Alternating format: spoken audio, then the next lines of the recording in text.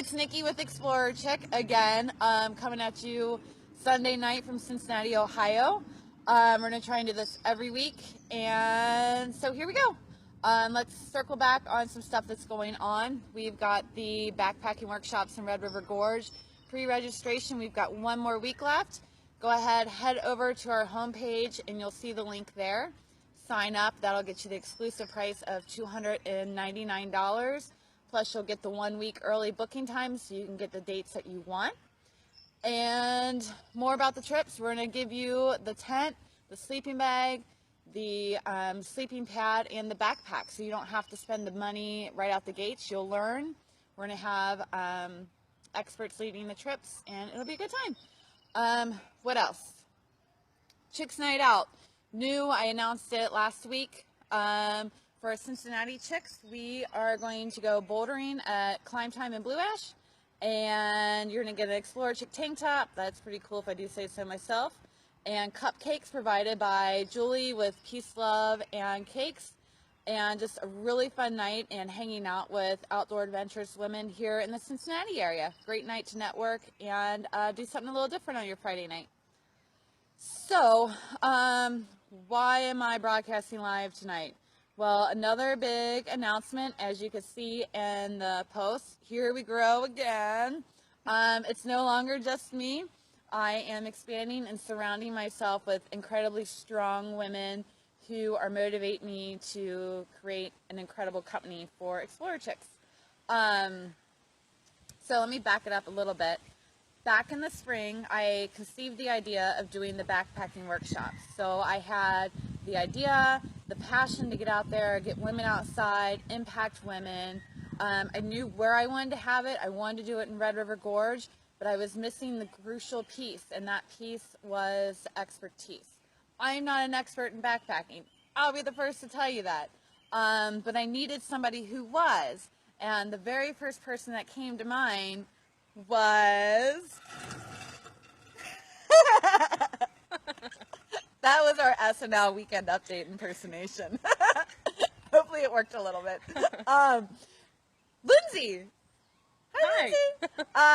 Lynsey and I worked together at Morgan Stanley. In our former lives, we were in the financial industry, and we would spend probably entirely too much time talking about mountains and hiking the AT and running to Whole Foods to grab guacamole and lime-flavored chips. Mm-hmm. Now, we get to talk about mountains and AT and hiking and backpacking, but with a higher purpose.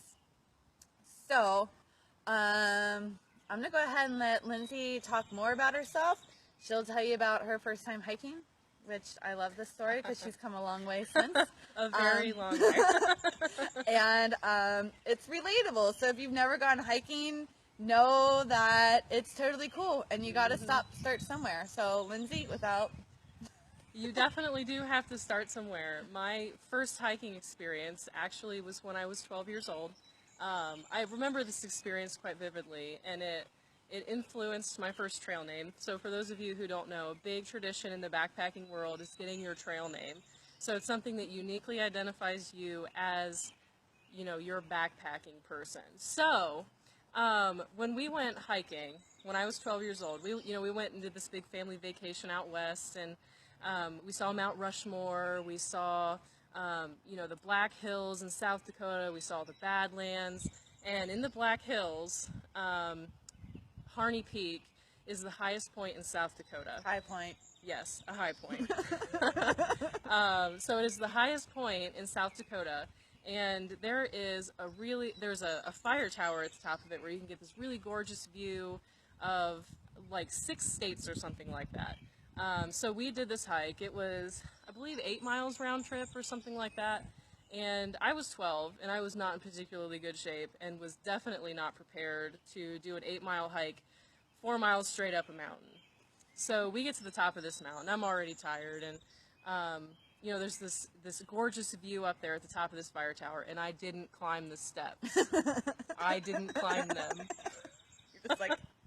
Yes. It was mind over matter, and she did not have it. Exactly. I didn't have the inspiration that I have now. So I didn't climb those steps, and I still regret it to this day. But the reason that my first trail name became Harney was because the entire way down, on the entire hike, I think I drank about a gallon of water and lost that whole gallon of water in the way that you don't want to lose water all the way down that mountain.